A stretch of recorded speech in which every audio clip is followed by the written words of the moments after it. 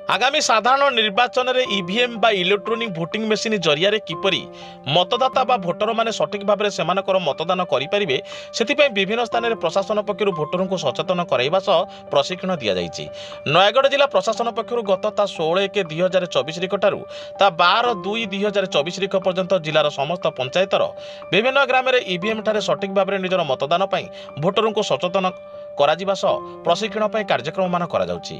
परिप्रेक्षी में नयगढ़ जिला नुआगाँ ब्लॉक प्रशासन पक्षर विभिन्न पंचायतर विभिन्न राजस्व ग्राम में भोटर मानक ईवीएम जरिया किपरि भोट देवे से सचेतन करा सह प्रशिक्षण कार्यक्रम अनुष्ठित होइछि। आज नुआगाँ ब्लॉक सिंगारपल्ली बेरुआबारी काप्तापल्ली प्रभृति पंचायत में यह सचेतनता और परीक्षण शिविर अनुष्ठित हो जाइछि। Nuagaon block BLC OLM Shri Ranjeev Sethi नेतृत्व में जंत्री युधिष्ठर नायक सरोजिनी बेहरा और जीआरएस भोलानाथ साहू प्रमुख सिंगारपल्ली पंचायतर जोड़ासाही ग्राम में पहुंची भोटर को ईवीएम रे भोट देवा नहीं सचेतन कराइबा सह आगामी निर्वाचन में किपरि भोटर माने ईवीएम जरिया सठिक भाव निजर मत सब्यस्त करेंगे से प्रशिक्षण देते। नयगढ़ जिलूर स्पेशल ब्यूरो चीफ प्रदीप्त कुमार साहू रिपोर्ट साई सत्य न्यूज।